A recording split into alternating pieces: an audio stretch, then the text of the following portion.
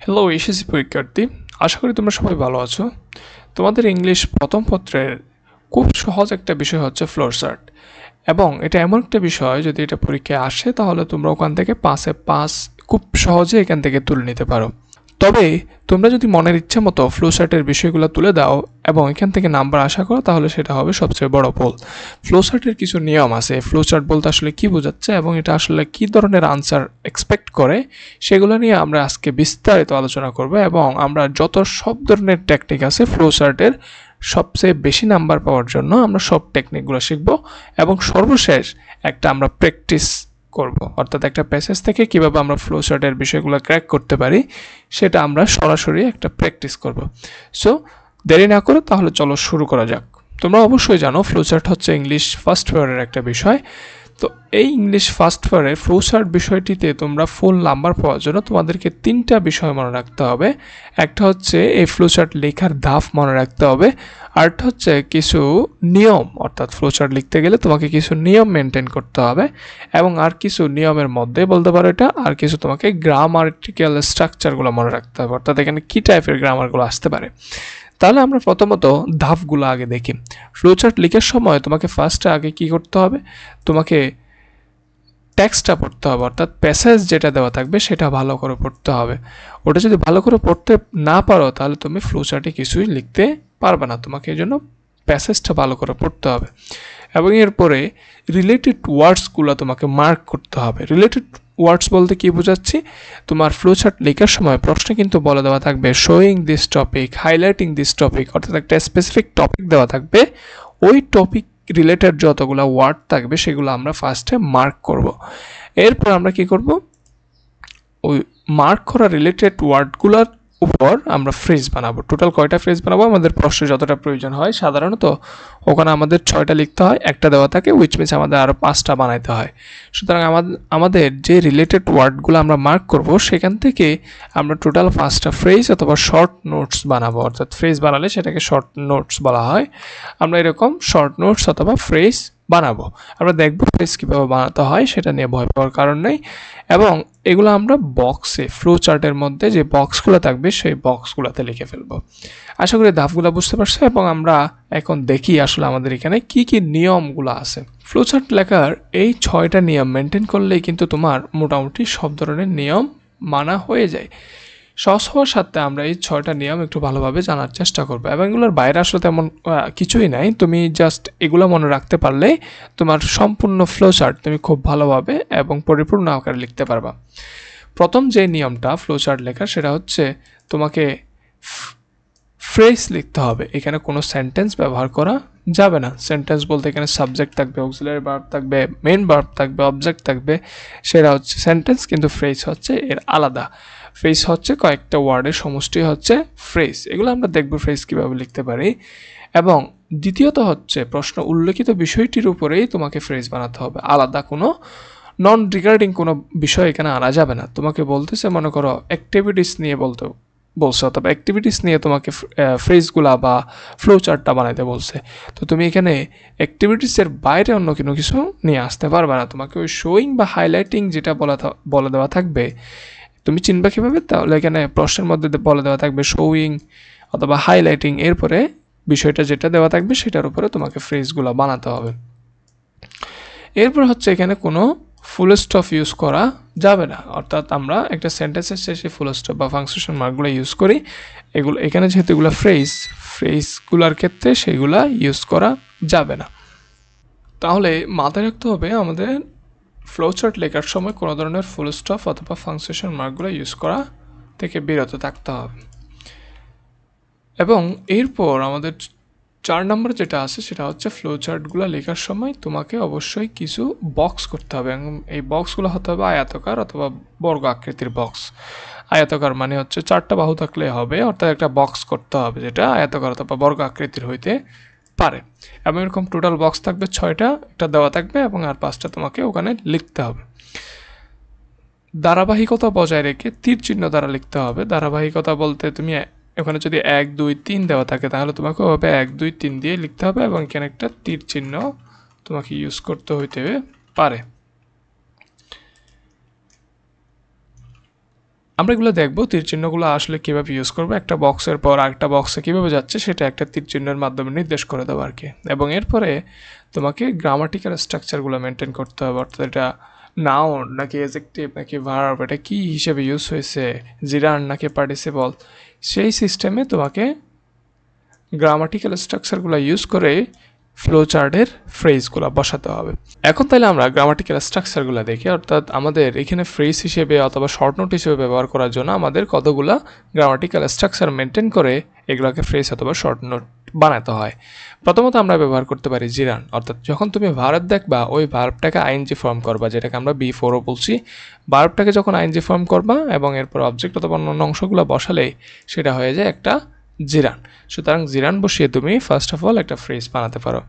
এরপর বানাতে পারো তুমি ইনফিনিটিভ দিয়ে, অর্থাৎ তুমি ইনফিনিটিভ ইউজ করেও একটা ফ্রেজ বানাতে পারো। ইনফিনিটিভ কীভাবে ব্যবহার করবা, প্রথমে টু লিখবা, তারপরে B1 মানে হচ্ছে ভার্বের প্রেজেন্ট ফর্ম, তাহলে 2 + B1 এটা বলা হচ্ছে ইনফিনিটিভ। এবং এরপরে তোমার অন্যান্য অংশ অবশ্যই থাকতে পারে, অবজেক্ট বা এরকম কিছু থাকতে পারে।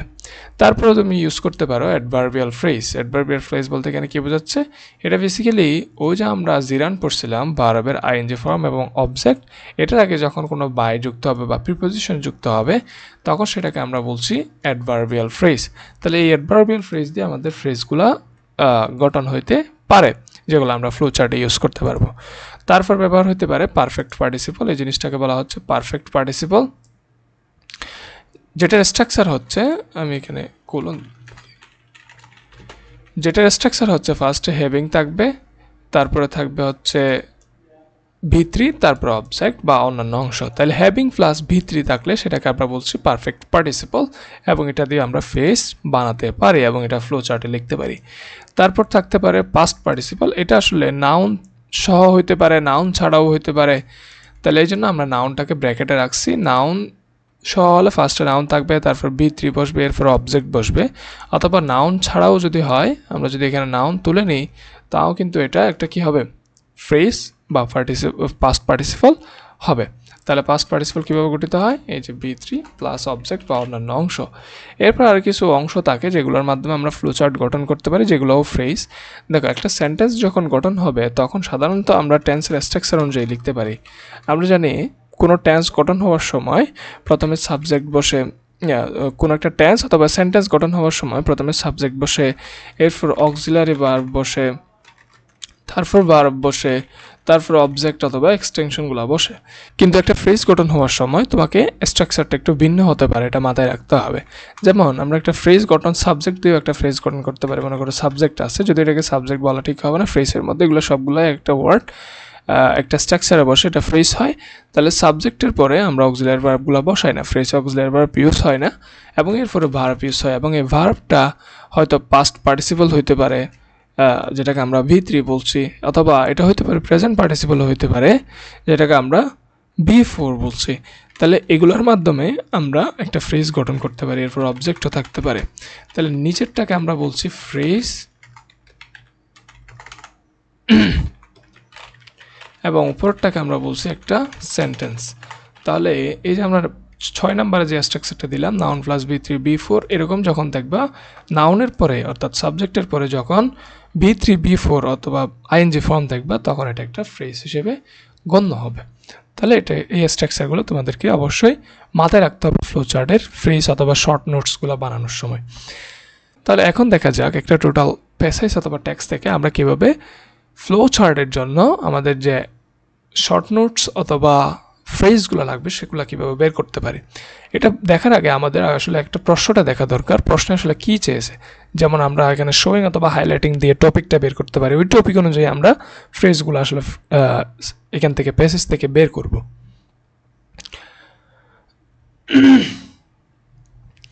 তাহলে প্রশ্নটা কিন্তু আমাদের এখানে উপরেই লিখে আছে, read the following text and make a flow chart, অর্থাৎ নিচের টেক্সটটি অথবা প্যাসেজটি পড়ো এবং একটা ফ্লো চার্ট তৈরি করো showing the function of education. তাহলে আমাদেরকে কি দেখাতে হবে, এই যে showing the function of education. তাহলে এই জিনিসটা তোমাদেরকে সবসময় খেয়াল রাখতে হবে। আসলে বের করতে বলছে কি, তোমাকে বের করতে বলছে দ্য ফাংশন অফ এডুকেশন। একটা করে দেওয়া আছে আমার জন্য, সেটা হচ্ছে নলেজ অ্যান্ড অ্যাবিলিটিস। তাহলে এটার মাধ্যমে আমরা এরকম আরও যে ফাংশন আছে, এডুকেশনের যে ফাংশনগুলো আছে পেসেসের মধ্যে, সেগুলো আমরা আগে বের করার চেষ্টা করি। তাহলে দেখো, প্রথমে এখানে দেওয়া আছে education gives us knowledge and set of abilities. তাহলে knowledge and set of abilities এটা তো আমরা দেখলাম যে এখানে একটা দেওয়া আছে। তারপর to function meaningful in life such as the ability to decide things rationally and make the right choices. তাহলে এগুলোও কিন্তু আমাদের এডুকেশন দেয়। কি কি দেয়? এই যে দ্য এবিলিটি, কি কি দেয়? তাহলে the ability to decide things. তাহলে এই থিংসগুলো ডিসাইড করার জন্য, জিনিসপত্র আমাদের অনেকগুলো বিষয়ের সিদ্ধান্ত গ্রহণের জন্য আমাদের সক্ষমতা দেয় রেশনালি। এতটুকু পর্যন্ত হবে। তারপর এবং আরও কী করে? মেক রাইট চয়েস, এবং আমাদের শিক্ষার মাধ্যমে আমরা সঠিক সিদ্ধান্ত নিতে পারি। As we learn how to read, write and basic mathematic অপারেশনগুলো শিখি এবং we gain a degree of full confidence. এবং এই যে দেখো, আমরা শিক্ষার মাধ্যমে কী পাই? ফুল কনফিডেন্স পাই, অর্থাৎ এ ডিগ্রি অফ ফুল কনফিডেন্স আমরা অর্জন করি। We learn to think for our self, আমরা আমাদের নিজেদের জন্য চিন্তা করি। এটা আমাদের শেখায় কে? শিক্ষা। তাহলে থিঙ্ক ফর আওয়ার সেলফ, এটাও আমাদের আমরা শিক্ষা থেকে পাই। আর্টিকুলেট আওয়ার থটস, আমরা আমাদের চিন্তাকে প্রকাশ করতে পারি, তাহলে এটাও আমরা শিক্ষা থেকে পাই। We pick up skills and communicate with others and manage affairs well, যে আমরা কী করি? আমরা আমাদের অ্যাফেয়ার্সগুলো ম্যানেজ করি কিসের মাধ্যমে? শিক্ষার মাধ্যমে। Education helps us think independently, যে আমাদেরকে স্বাধীনভাবে চিন্তা করতেও শেখায়। And make our own opinions, এবং আমাদেরকে ওন ওপিনিয়ন্স দিতেও আমাদের শেখায়। অর্থাৎ এটা হচ্ছে সবগুলো এডুকেশন আমাদের কী করে, কী কী কাজ করে।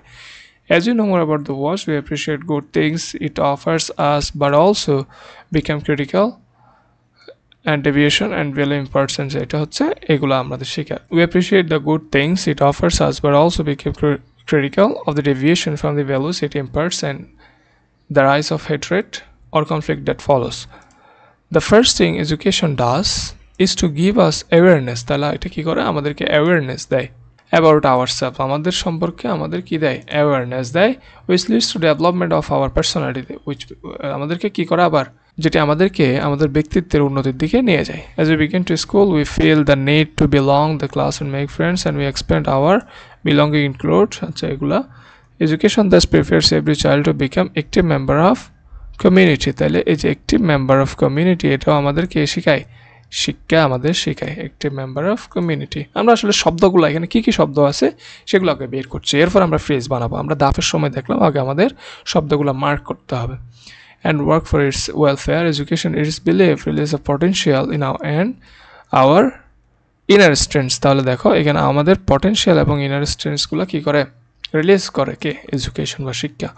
sharpens our intellect and develops our creativity, আমাদের ক্রিয়েটিভিটিকেও ডেভেলপ করে এবং ইন্টেলেক্টকে শার্প করে। তারপর শব্দগুলো, আসলে সবগুলো অনেকগুলো বের করার এখানে চেষ্টা করছি।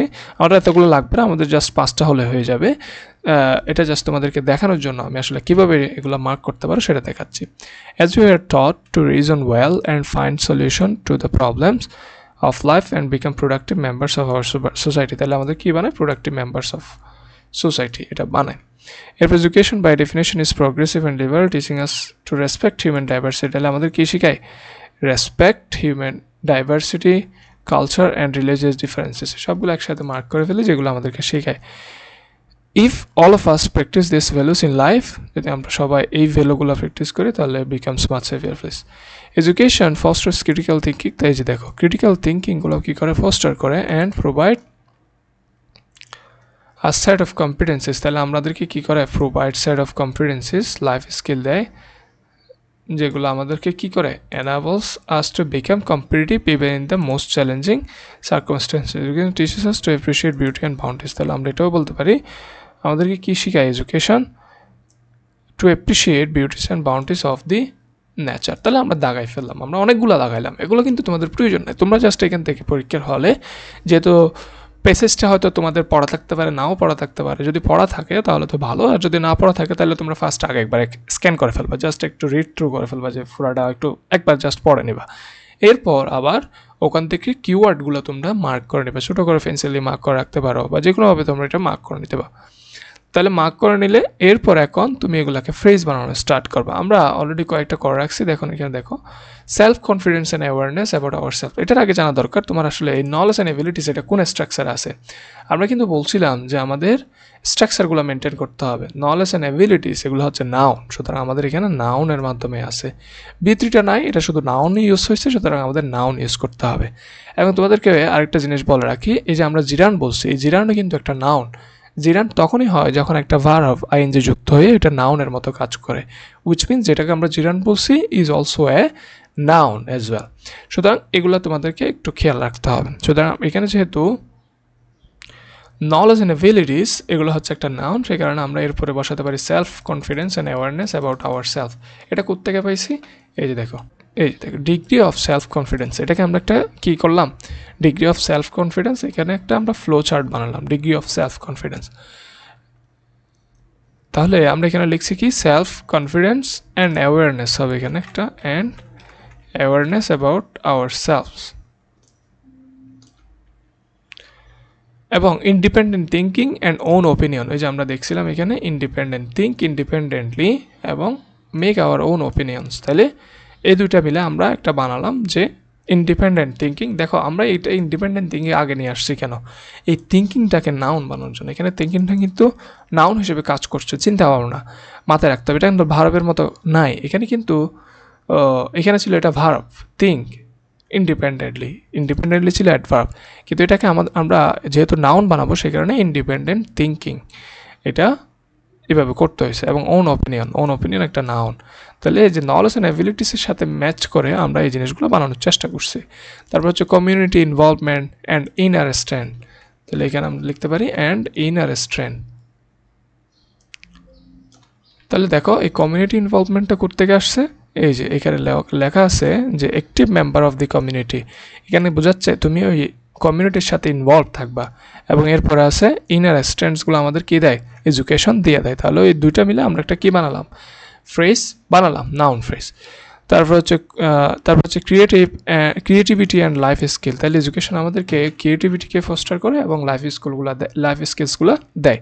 এই যে ক্রিয়েটিভ থিঙ্কিং অ্যান্ড আমাদের কী করে, লাইফ স্কিলসগুলো দেয়। তাহলে আমরা ফ্রেজ পেয়ে গেছি। এবং এরপর হচ্ছে ক্রিটিক্যাল থিঙ্কিং অ্যান্ড কম্পিটিটিভনেস।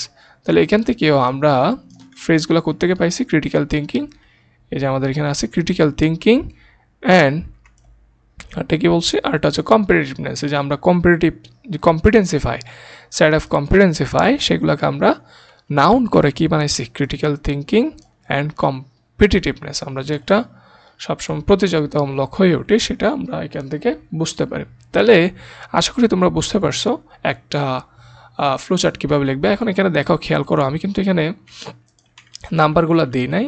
তাহলে এখানে অবশ্যই নাম্বারগুলো দিতে হবে, যে তুমি 1 2 3 বা ওই যে এই সিরিয়ালটা মেনটেন করে নাম্বারগুলো এখানে ইউজ করতে হবে।